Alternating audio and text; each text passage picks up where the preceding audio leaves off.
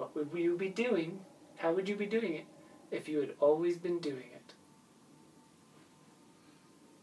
Yeah, that is kind of like sort of related. Of like, how would you do the thing if you suddenly appeared fresh with it too? That's another way to think about it. Which could be a little different because, I mean, I know you've said like, if you just appeared in your body, you'd like choke on your air. Yeah, like maybe a moment after you appear in your body. So that's not exactly would help you. Like you just get this like full body shock. You probably get like like a part like a moment after you appear in your body, after you get through like the temperature shifts. Yeah, an accustomed freshness. Yeah.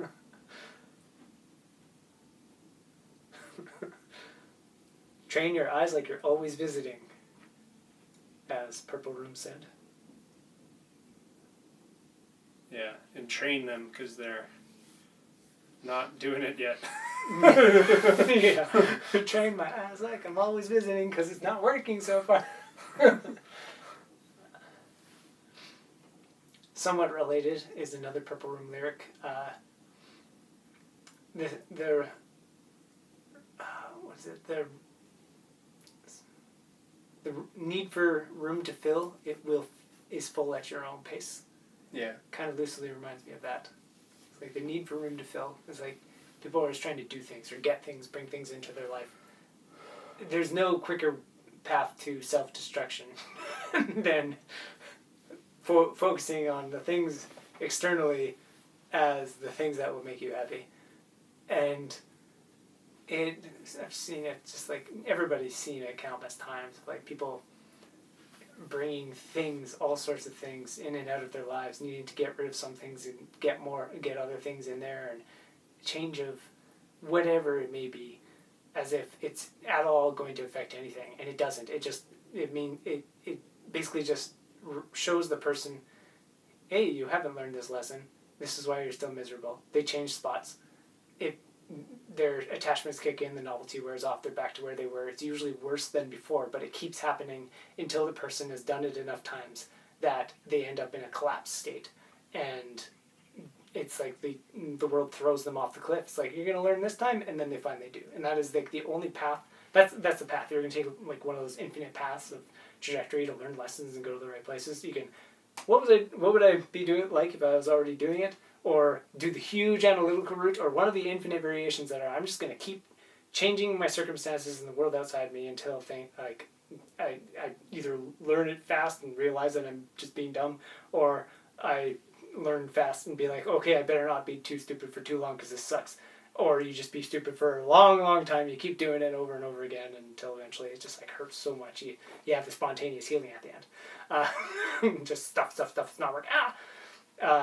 So like that goes on, but the need for room to fill, of like, I need the circumstances or the space to grow, to learn, like the need for that, for anything to come into life, it fills at your own pace. Like if you are going to be quick at learning, you will always have things come into life, and just like exactly the right things.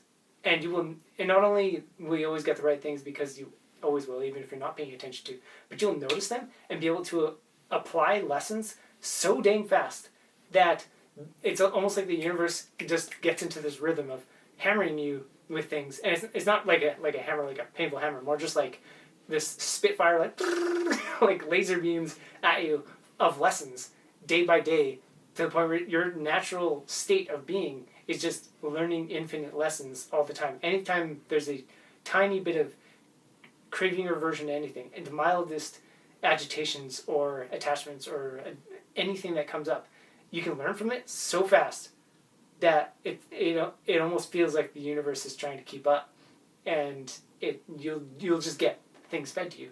Where if you're hunting for circumstances, the need for space, for room to fill, you're just filling your life with so much stuff that you don't have room for lessons. You keep doing massive changes in your environment and alterations to what's going on without paying attention to how any of it is just stuff for you to learn from, so you can make alterations within that.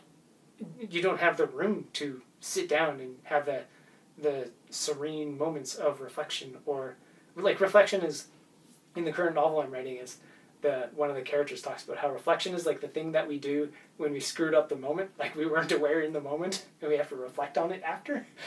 Like, if you're just aware in the moment, everything hits you exactly right and you just flow and you're happy.